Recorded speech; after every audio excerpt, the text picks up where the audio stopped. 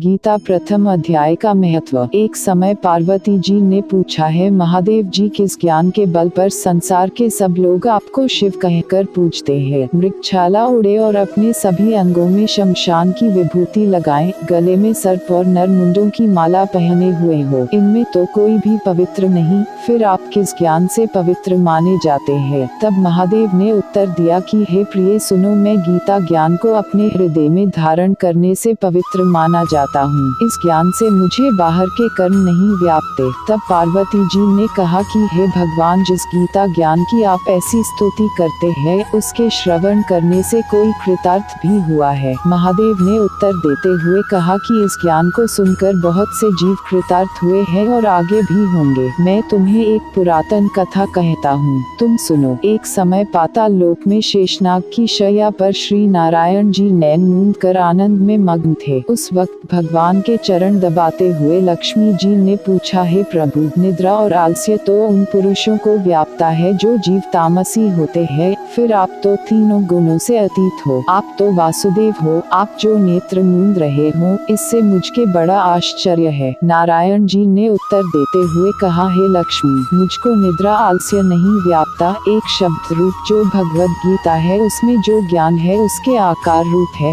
यह गीता शब्द रूप अवतार है। इस गीता में यह अंग है। 5 अध्याय मेरे मुख है, 10 अध्याय मेरी भुजा है, 16वां अध्याय मेरा हृदय और मन और मेरा उदर है, 17वां अध्याय मेरी जंघा है, 18वां अध्याय मेरे चरण है। गीता श्लोक ही मेरी नाड़ियाँ है और जो गीता के अक्षर है वो मेरा रोम है। ऐसा मेरा शब्द रूपी जो गीता ज्ञान है, उसी के अर्थ में हृदय में विचार करता हूँ और बहुत आनंद प्राप्त होते हूँ। लक्ष्मी जी बोली, हे श्री नारायण जी, जब श्री गीता जी का इतना ज्ञान है तो उसको सुनकर कोई जीव कृतार्थ भी हुआ है, सो मुझसे कहो। तब श्री नारायण ने कहा, हे लक्ष्मी, गीता ज्ञान को सुनकर बहुत से जीव कृतार्थ हुए हैं, सो तुम श्रवण करो।